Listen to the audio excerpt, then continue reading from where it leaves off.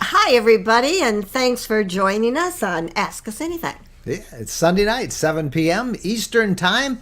We don't know where you are, but we hope you've had a great weekend. We are simulcasting tonight on Facebook, on YouTube, and all the ships at sea and away. Nobody knows what that means anymore except our generation. We don't remember World War II, but I mean, that was this. Was it Walter Winchell that said that? Live from London. I don't know. And all the ships at sea is what he said, because people were listening all over the world. That didn't make any sense at all to most people. But there are some of you out there who know what I was trying to say. Hey, thank you for being here. We're here to answer your questions about the RV lifestyle. Bo is hanging around. You'll probably see him walking in. Bo is doing security. He's doing a security sweep, making sure that we don't have any interlopers here in our broadcast. And we thank you guys for joining us. There's Bo. Bo is in with us now.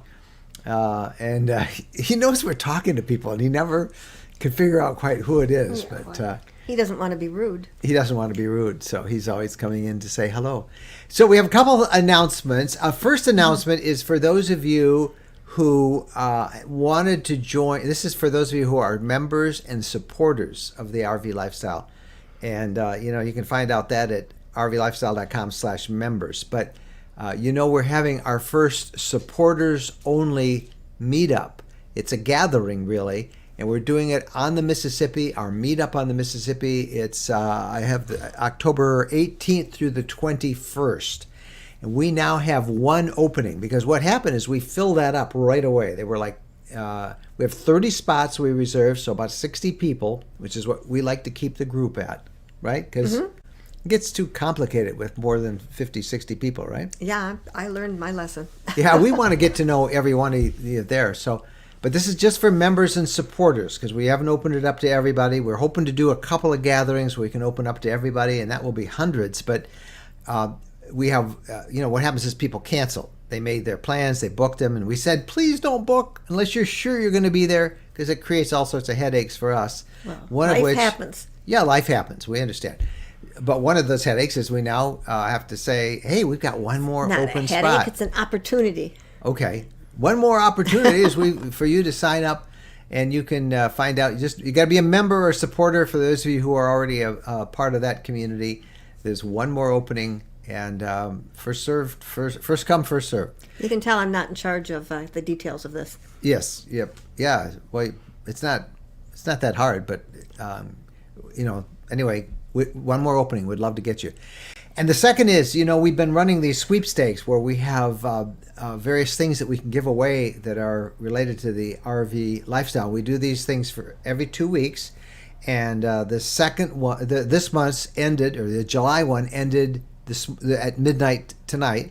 And I don't know if I can put this on screen or not. We had 17,202 entries. Wow. 17,202. And what we're giving away is a set of 5 Hokema LED emergency lights. And they're really great to have in your Hokena, not Hokema. Hokena. Thank you for correcting me.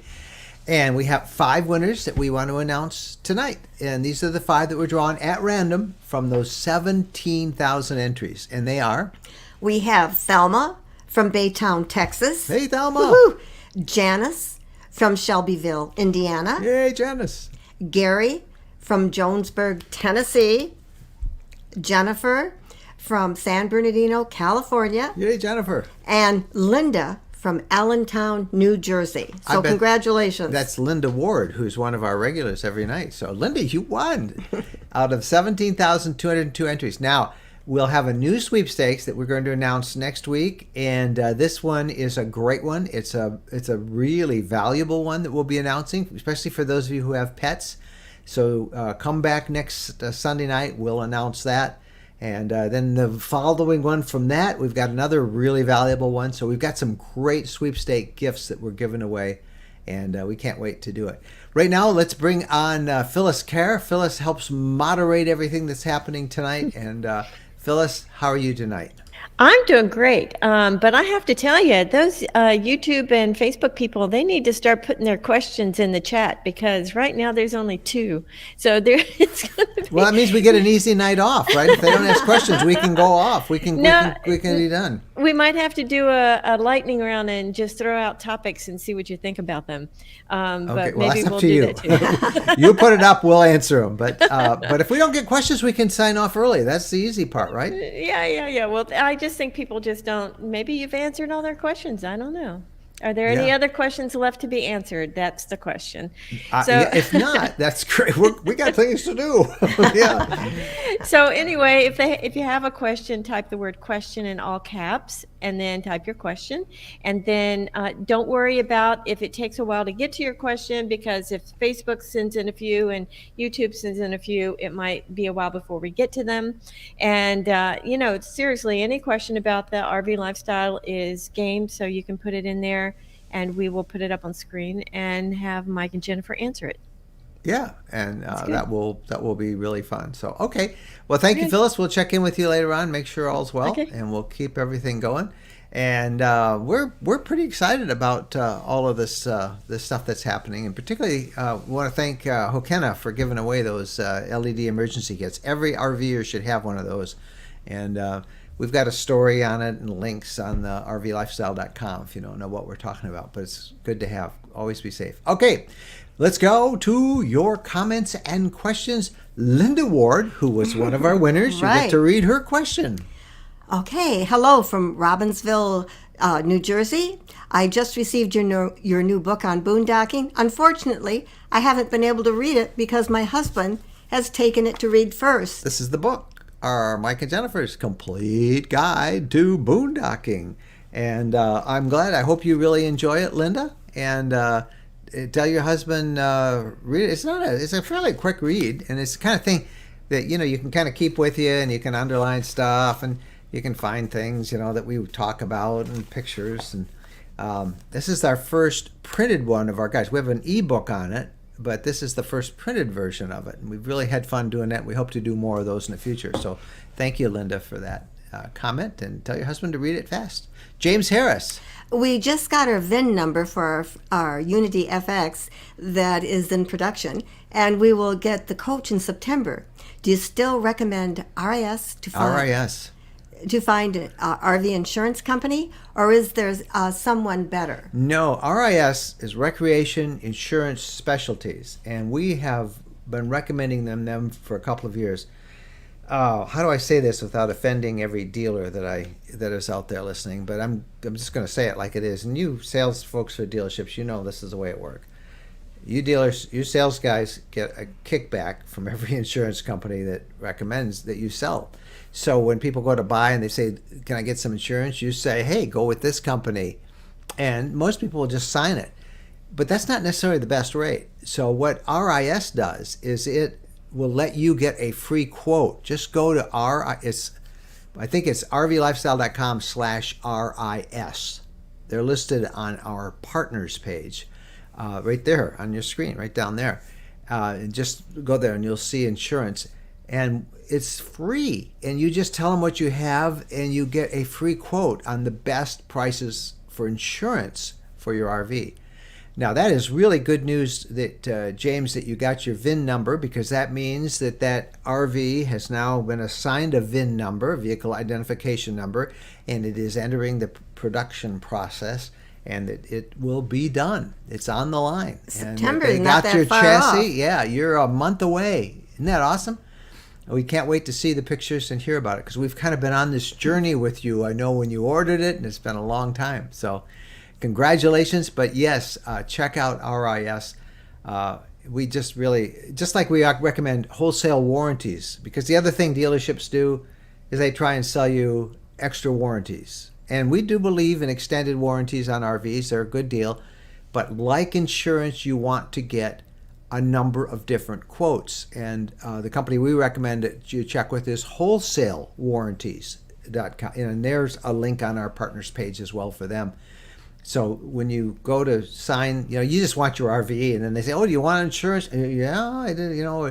It's easier to go with the dealer, yes, but that's not necessarily the best ride. Same with the extended warranty. They make a lot of money from extended warranties. So so check with those companies. Wholesale warranties for extended warranties and RIS. Get quotes and shop around, and you'll get a better price. Good. Congratulations, James. You're going to get your RV.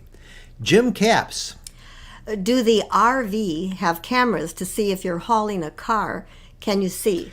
Well, every RV is different, Jim. So we ended up putting in a permanent rear view camera that looks out at the back. Now, in our case, I don't ever tow, so I see the highway. But you can easily do as we did, and you can find that review. We are now in our, the one we have now is a Wonder, and just go to our YouTube channel, which is youtube.com/RV Lifestyle, and search under Wonder, and you'll see our model, and you'll see how we installed a camera back there, and that would work well. And you want one that's permanently on. Some RVs do have that rear camera, a backup camera. Almost all vehicles that are motorized have a backup camera now, but many of them that only activates when you're in reverse. Some of them have a system where you can go into the settings on the dashboard and you can have the camera on all the time. Most of them don't. So that's why we installed a second camera, and we mounted it up high so it gets us, it's like a constant rear view mirror. And we've really become hooked on it. Yeah. It was your idea. Yeah, I wanted that because we can't see, we don't have a window in the back like we used to. Yeah, we used to have a van, and you could kind of see a little bit out the window. Not very well, but yeah. So yes, it's just an extra thing that you want to buy. It's not OEM. It's something and you have to when we install. had the van, I also had a sensor, so I knew when people were in my blind spots. And so no sensor to tell me when people in my blind spot. Not now. Not now. And then not being able to see behind me. I thought, something's got to change here because I've been spoiled. That was the first thing. Before we even took possession, we had to put that camera in. And the reason we had sensors, when it was just a van, a Class B van, the sensors are built into the Sprinter chassis. But we have a B plus van. It's actually a C, so it flares out a little wider, and those sensors don't work. Now, there are extra third-party sensors that you can have installed that will do it. We did that on our previous Class C, but we didn't do it on our current one because we've gotten used to not having that blind spot. But we do check our mirrors well. Yeah. Susie Thicknell Smith.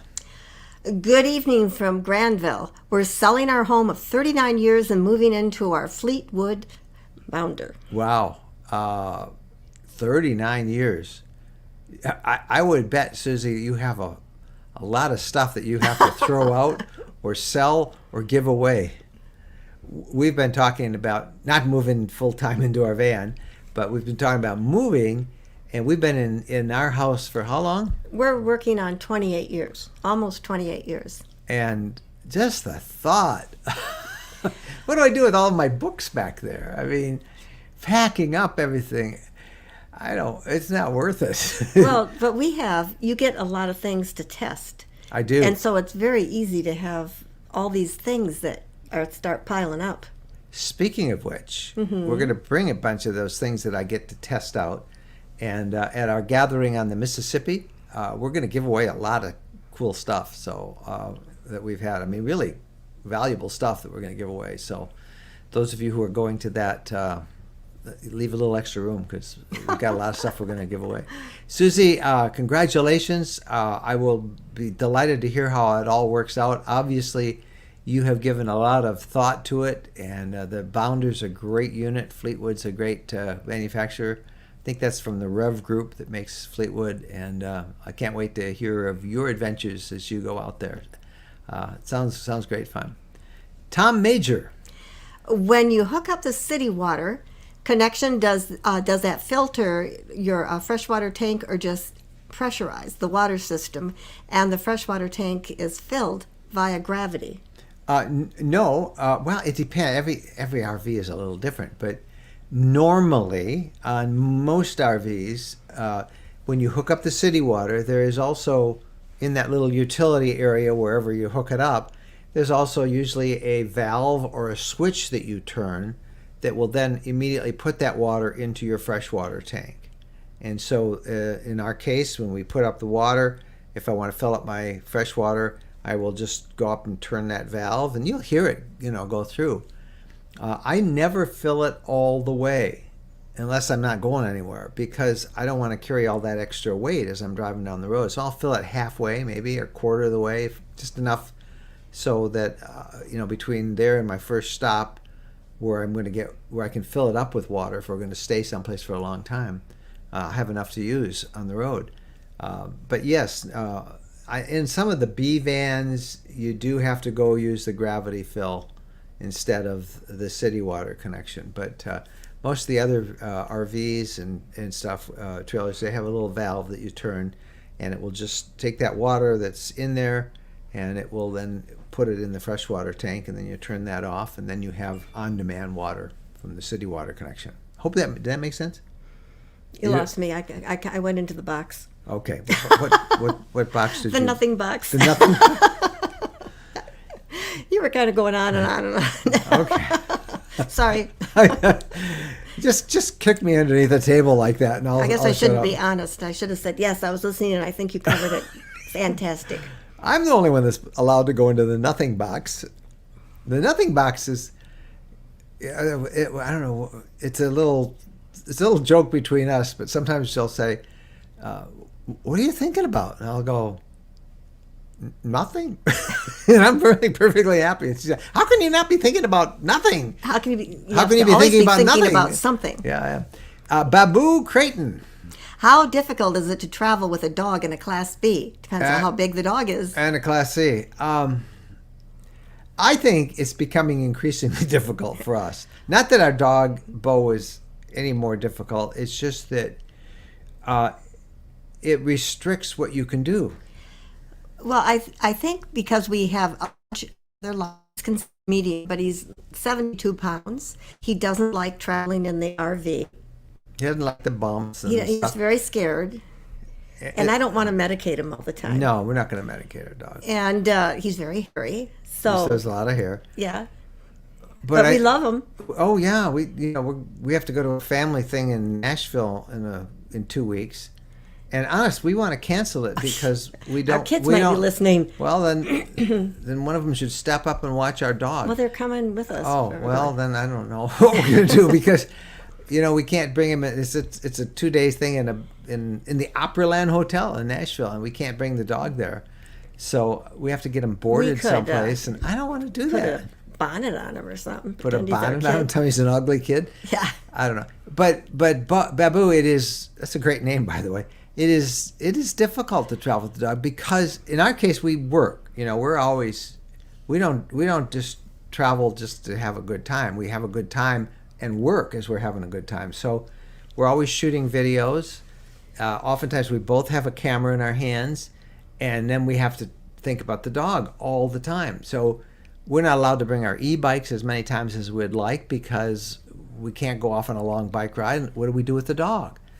And hiking, we love to hike. We have to take relatively short hikes because what do you do about the dog? And dogs aren't welcome on all trails And in national parks, they're really not welcome at all. at all. We have an app on our phone. We have a great device called Waggle. Hint, hint. Stay tuned next week about our next sweepstakes, which allows us, it's an internet connection you purchase for a year, and then this device will send you temperature inside your RV, and that is really a handy thing to have. For example, let me see if I can pull up mine right now. It depends on what you want to do, whether you want to hit a bunch of tourist spots, and in some states you can't leave your dog alone in the vehicle. Where there's a will, there's a way. You can find Rover, you can put your dog in doggy daycare or with a vet, so you can go do something for a few hours. So that is our RV right now. Inside the RV, it is 76.41 degrees. And that is just a really nice thing. If you can see over here, I've got red, and if the green goes to the red, that means it's getting close to too hot, and it'll send me a text alert, so that we can always be sure of how safe and warm and hot or cold it is in the RV. Waggle is the name of that app. But still, we don't go, for very long without Bo, and it's a hassle. It is. And we were so comfortable with Rover, and then we had a bad experience. We had a really bad experience with the Rover. Yeah. And so that wasn't good, and it made us a little gun shy. And then also at a doggy daycare, he became afraid of women with long hair, Yeah, carrying something big happened purse. to Something him. happened to him.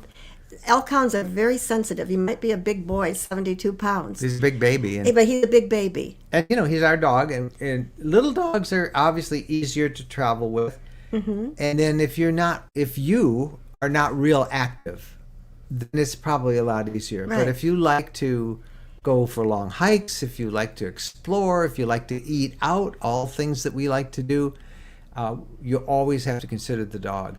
And, I always say count the cost. Now, there's a lot of people that don't, they're couch potatoes. They just are couch potatoes in the RV, or they sit out, and that's great, if that's the way your lifestyle is. But if you're active, traveling with the dog is something you have to always consider. And, their comfort. I call them belly warmers. But, when people just sit there all day with their The little little puppy tiny dogs, yeah.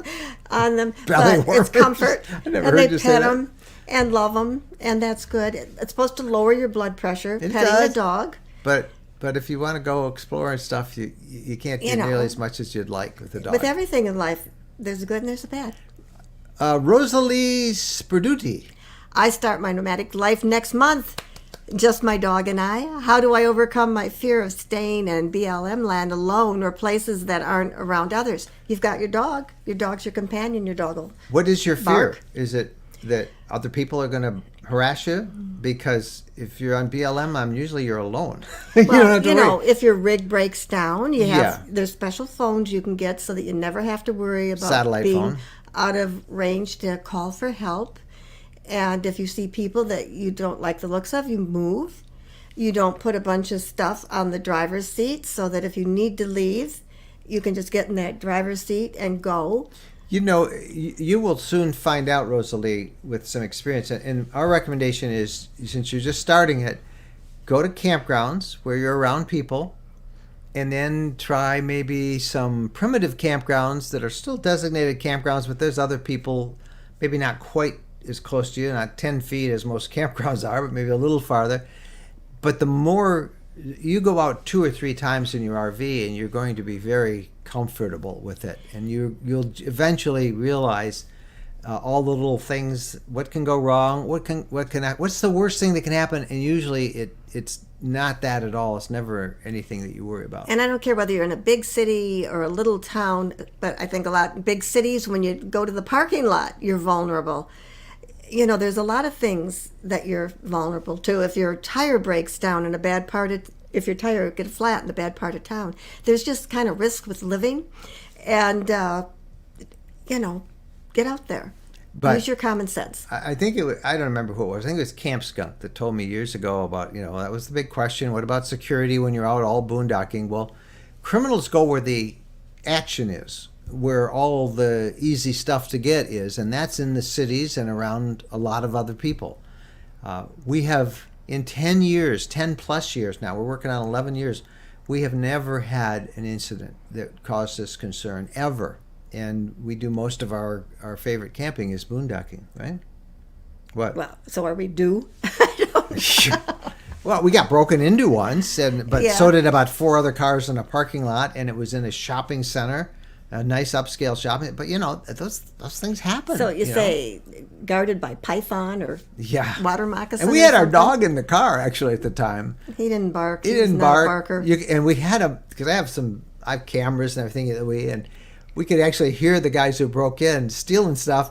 Oh, there's a dog. Oh, he's a nice dog. Hi, baby. They're petting the dog. And that made me feel so much better to hear him talking about our dog. We had nice thieves. Yes. So, yeah. Pete Frost. Do you have any advice for surge protectors when connecting to shore power?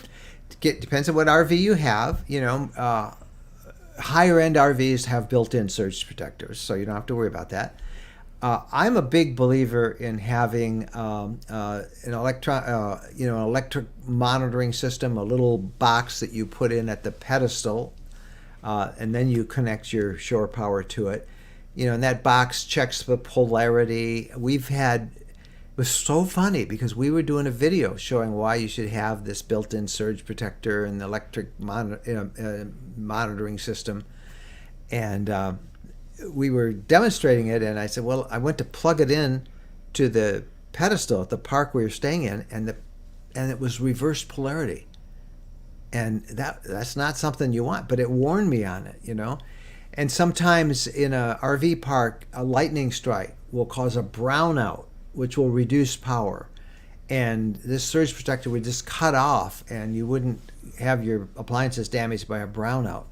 Or it would ameliorate any spikes that you get. But they're expensive. A good one costs $200-300. And we've got them, I think, on our gear. There we go, right there on our gear page. You can see what we have. EMS, electronic monitoring system. I don't know if that's the correct words for the three little letters, but you'll see what we mean. But yeah, I think it's a good investment to have. Mm-hmm. Higher end RVs have a surge protector built in, but I think you need a little bit more protection than that. All right, those are our questions. Linda Ward, who was one of our winners. Congratulations, Linda. Hey, how do you clean your CPAP when boondocking? How do you clean your CPAP when you're not boondocking? Water. Well, once you took your cleaner, you took the machine that cleans it. Yeah, I have a thing called So Clean, which I clean my CPAP with. I don't even use my CPAP. I've lost like 20 pounds, so I hardly ever use my CPAP anymore. Isn't that nice? Mm-hmm. That's weight, But I did bring that. It's just too bulky to carry all that stuff. But you could bring it. I could bring it, or else you got to wash it out. Or you wash it out every couple of days. Dishwasher soap, a little bit of that, just a couple drops, and you just clean out your tube and you clean out your mask. And every while and then, if you have a tank, you clean the tank. Oh yeah, when you're boondocking, you can't very well plug in. You got your batteries, I guess. Larry Whitesell. Do you carry a spare tire? Not in what we have now. No, we don't. But we do have Good Sam, and we've got roadside assistance that we got from our manufacturer. So, but we don't have a spare. Extra weight. That's the cost. You always have to value, it'd be nice to have one, but do I want that extra 40, 50 pounds of weight that a spare takes and all that stuff? Do No. most RVs have a spare tire? I mean, when we had the B, it had one of them tire. did. One of them did. Yeah. Right underneath with all the grime and everything. Not all of them do. So we haven't, in 10, 11 years, knock on wood or whatever that saying goes, we don't carry one. Cindy Lyon. Was wondering if you do any security things for your RV. I have a Class A and was told to put a steering wheel lock on it. Never thought I needed this. Any special locks I should be using? I don't think so. I have debated whether, because we have all sorts of internet on ours, whether I should put on a Simply Safe system, for example, or a burglar alarm. I have none of that on mine. And would it have helped in the case where the guy tried to break in? Probably. Where the guy did break in. Actually, two guys broke in, but it probably would have helped. But I had a dog in the vehicle, so the dog is moving around, and you wouldn't have the motion detector part. They knocked on the door before they went in. Yeah, and the dog didn't bark. Okay, in defense of the dog, we got him from Colorado. They shipped him to the breeder in Detroit. He was going to be a show dog and breed him, and he had bad teeth. But anyway, I don't know what they did to that dog, but that dog would not bark. He never barked unless he got a raccoon. When the cops came, one of the cops looked at Bo, and Bo, no, it wasn't Ty. Bo, it was Ty, and Ty was, and he looked at him and says, "You did not do your job," and the dog just wagged his tail, But that dog. I don't know security. How are you going to get Where are the you going to message go? through? What cities are you going to? Yeah. As far as the steering wheel lock on it, if you have a halfway new Class A, it's pretty hard to get that thing started. You can't really jimmy that steering wheel like they used to on automobiles, and all the keys now are electronic, and you got to have the right codes. So I don't think that you need to put a steering wheel lock on it. It's pretty I think people love to sell those things, but I don't think you need it. There are people who just can't take enough precautions, and if you're one of those people, and if it'll give you peace of mind, go ahead and do it. But we don't. You ask if we do, and we don't. I shouldn't tell people that, should I? No. Yes, as a matter of fact, we do. Take that back. Chris Allen.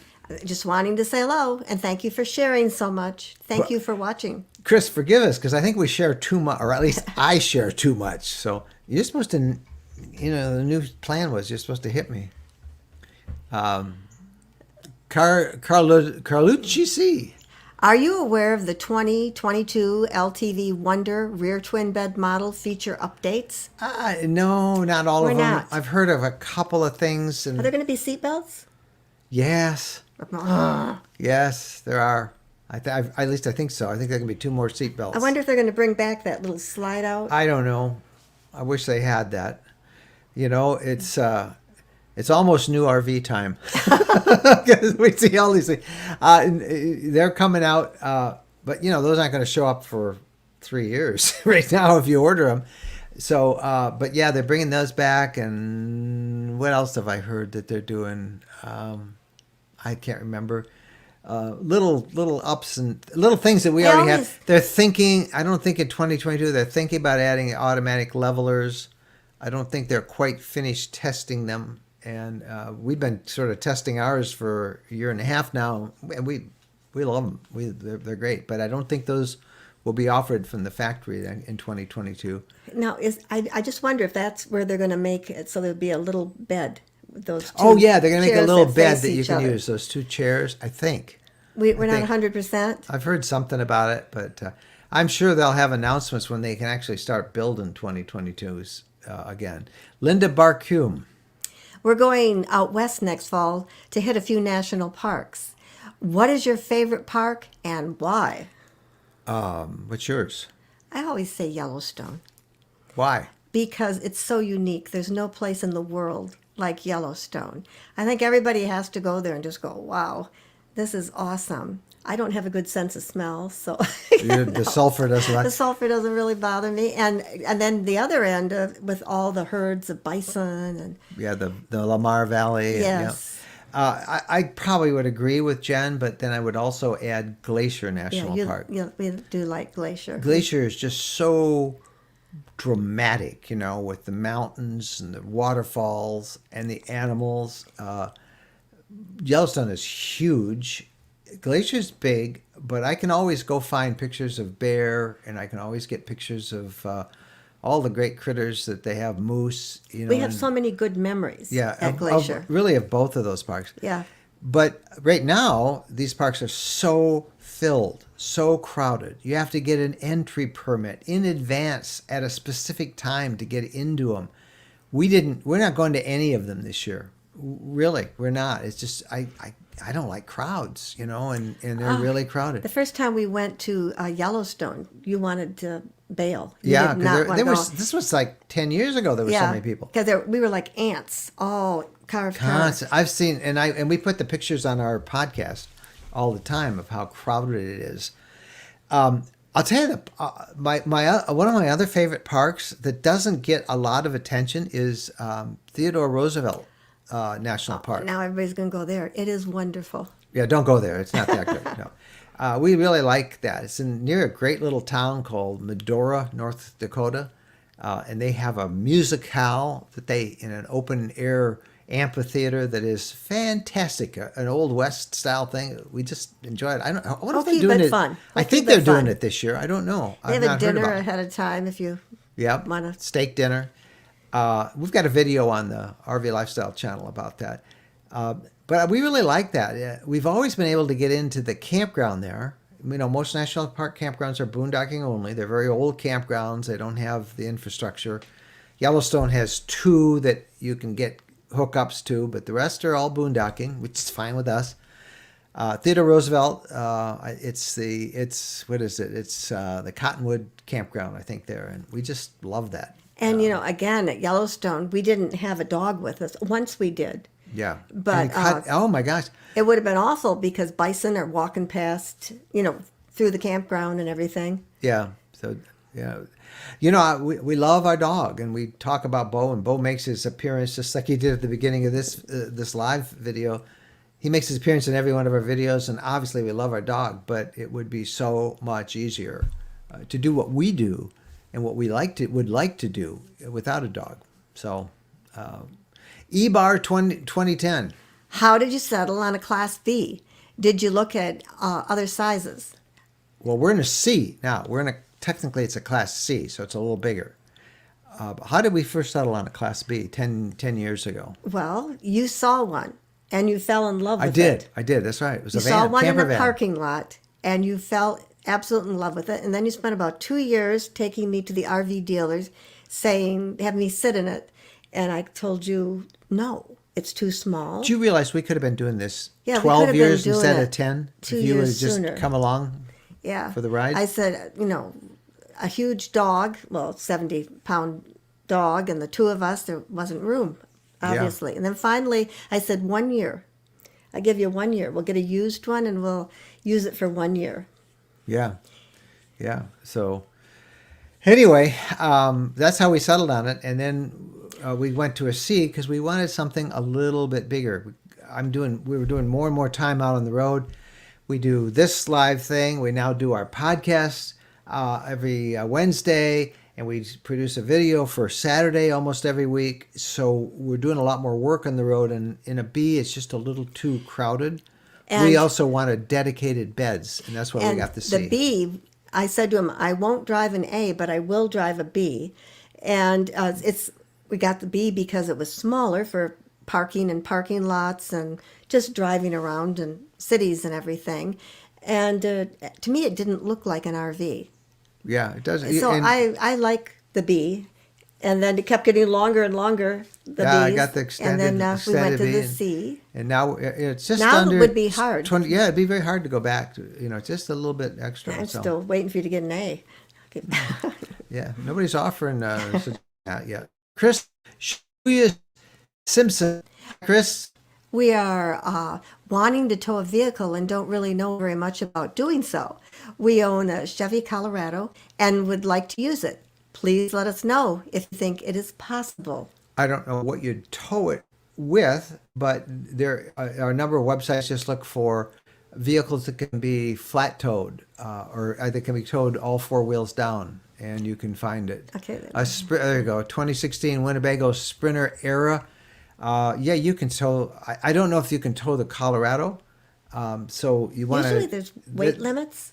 Well, the weight's fine, but some of them, the transmission won't allow you to tow it with four wheels down. So you want to do a search under four wheels down towing, and there's a big long list that you can find out there. Just Google around, Chris, and you'll get it. But Seems like there's a lot of Jeeps that you see. well, a lot of people love Jeeps. Well, yeah, because maybe those that's are it, a lot 'cause of they them are love their manual Jeeps. transmissions, which make it even really easier.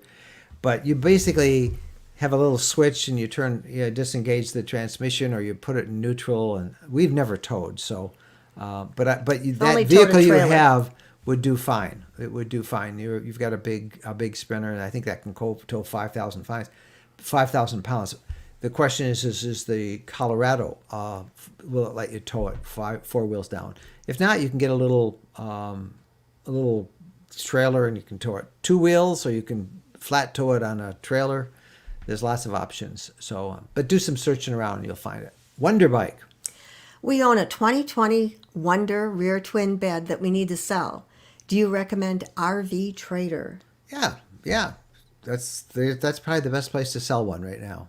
And we don't do advertising on our sites or any of that stuff. So, and that's for liability issues. We're told that if somebody gets a lemon, they could say that we knew about it, even though we didn't. But so we just don't go there. But yeah, RV Trader does a great job. Joe O. How have you modified your travel with the surge of the number of RVers? Well, Joe, if you listen to us a lot between the lines, I think you will hear us say that we're not traveling as much as we would like to this year, and we are staying away from like national parks, which are so overcrowded.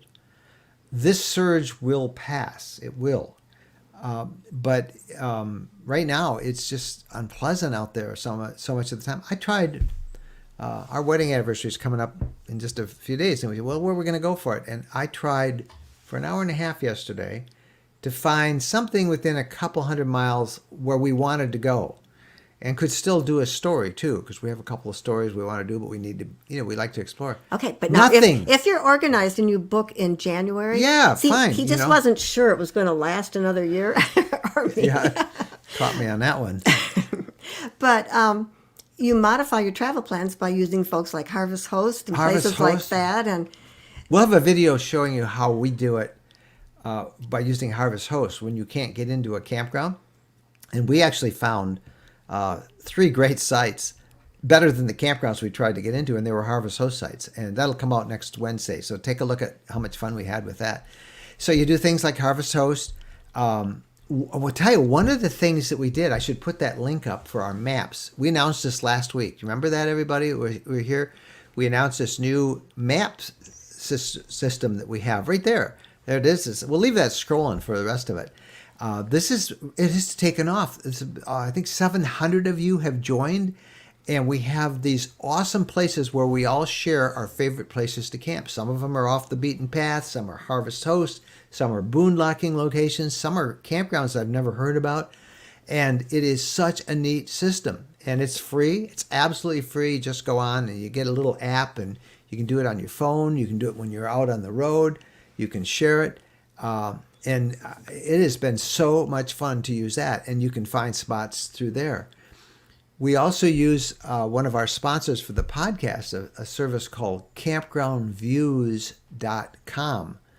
And if you go to campgroundviews.com and add RVL for RV Lifestyle, RVL, you'll get a discount if you join it. But that's a neat service that lets you find out-of-the-way campgrounds and actually do a video tour of them, and then you can book right from there. But in general, this travel surge has made it much more challenging to find great campsites. We'll all be much better, living the RV lifestyle much better after the surge, because we're learning all these new skills. I get people who actually send me email every week saying, "Don't be telling people all this stuff," but we want to tell people that. Ray Gauthier, how do you keep the outside of your RV clean while on the road? Yeah, how do you? Not as well as I should. Not as well as we should. And now we know that you really do need to get those bugs off, because they secrete something when they get squished. And it ruins the paint. Yeah. Because I always wondered why all these people who own the big classes are out there constantly washing their rigs. That's all they do. It looks like that's their hobby, is cleaning their rigs. And it is, I suppose.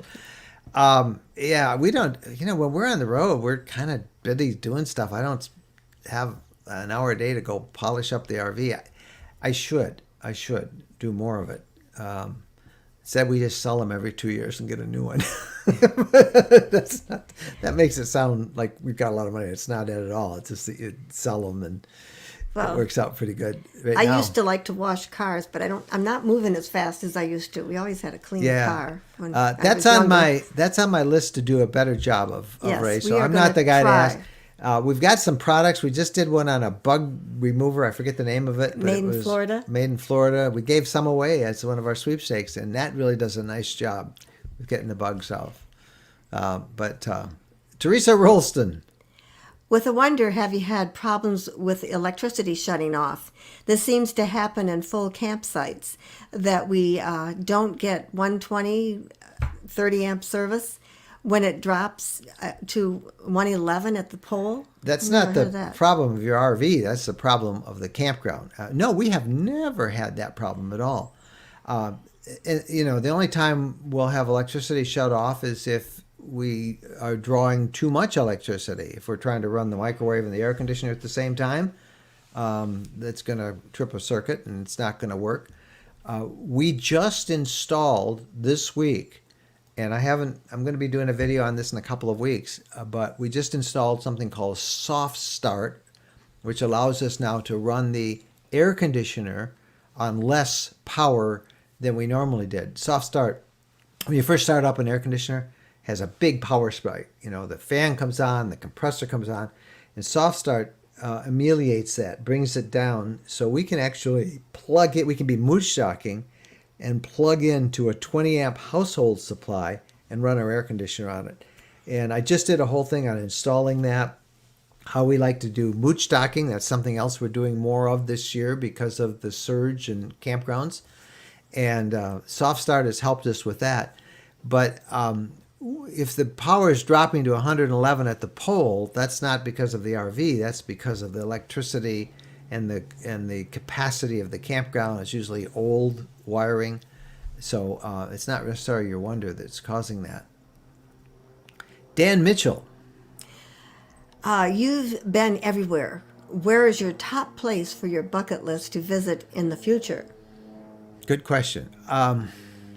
There are... You want to go to Alaska again? We have 3 big trips we want to take. And the dilemma we find ourselves in, I don't know how honest I should be about all Don't this. be too honest. Okay. Don't be telling where we're going, where we want to go. Why? Because there are... Okay. Because people show up at our door at 11 o'clock at night. No. Because there's thousands of people that are looking for some place to go that do what we do. Don't make it easy. In general, we'd like to do the Maritimes. We'd like to do Alaska. But the problem is that they take Takes a so lot of long time. to do it the way we like to do it. It's about a 3-month commitment. And we got another big long trip we're still thinking of doing, and we'll tell you about that if we do it this year. But you know, the problem for us is the places on our bucket list are longer, would be much longer trips. Robin Idlewild. How many types of RVs have you had? We've had the travel trailer. We've had the Coleman pop-up camper. Well, they've had a travel trailer. They've had a Lance and camper. And the Lance. We really like the Lance camper. We haven't had truck one. Camper. Yeah. A 40-foot Class A, and they just went down to a Winnebago B. We've kind of been the same way. We started off with a pop-up. Oh, start off with a little travel trailer. Oh, we started off with a 13-foot Shasta travel trailer. Mm-hmm. Then we went to a Coleman pop-up camper. Then a tent. Then a tent, and we camped in a tent for many years. And Loved had it. Had a ball. Loved tent camping. And then we got... empty nesters. We got empty nesters. We got a Class B road trek. And we had several models of the road trek. Mm-hmm. And then we jumped up to Class C's, and we had the leisure travel van Unity, which we loved, a Unity FX. And then we got the Wonder about 1.5 years ago, which we love. And, you know, it's almost time to start thinking about another RV. So we've had a bunch, and we keep trying them. You know, we started off with used, and as you trade up and stuff, you can then trade them in, right? Mm-hmm. And it makes it easier to get a new one. So we're not sure what our next one will be. We loved our Unity, we love our Wonder, and maybe we can find a hybrid or go bigger. I don't know. Michael Stanley. Hi, Mike. Haven't talked to Mike in a long time since our winter camp out up at Tequamanon Falls State Park and 2.5 foot of snow, which we love to camp up there. Given the drought and fires, do you think RVers should avoid the west and explore east of the Mississippi? So we've been doing. You know, the fires are just horrendous. You can see it in the haze as far as New York last week. It was just amazing. And there's still a major issue. So in our case, we don't have any plans to go west past the Mississippi. You would love to. Oh, I'd love to. Yeah. But we're kind of not doing it. It's too hot right now too. Yeah, it's hot. The fires. But yeah, I think, and we have really enjoyed it. We just did the Natchez Trace, and really enjoyed taking our time through Mississippi, Alabama, Tennessee, and we're actually going back down that way for that gathering that we're talking about in October, and we might take a little bit different route, but we have found so many things to explore down that way. So, yeah, I think because of those fires, it's a good time to stay away from there for a while. Jeff Z. Do you have any favorite state parks you would recommend? Favorite state park? Well, that's where you need people who live in those states. Well, we've been to a whole bunch. Well, we've been to a lot, but I mean, Yeah. that's when being part of the group and saying, "Hey, I'm thinking about going here. Where would you recommend?" Some of the must-visit state parks. Letchworth State Park in New York State. They call that sometimes the Grand Canyon of the East. It's a great campground. Just beautiful waterfalls, big campground. To the west, I think I have two favorite state parks. One in Utah, Dead Horse Canyon State Park. Oh my goodness, what a place that is. And then in South Dakota, Custer State Park. We really like that. In Michigan, the Porcupine Mountains Wilderness Area, it's a state park. It's just a phenomenal place. In Minnesota, on the North Shore of Minnesota, I can't think of it. There's 3 or 4 state parks between Duluth and the Boundary Waters, and all of them are excellent up there. And then, we could go everywhere. Fort DeSoto State Park in, I'm not sure if that's a state park anymore, in Florida. They actually made our list of our favorite beach campgrounds that we put on the YouTube channel yesterday. Fort DeSoto is.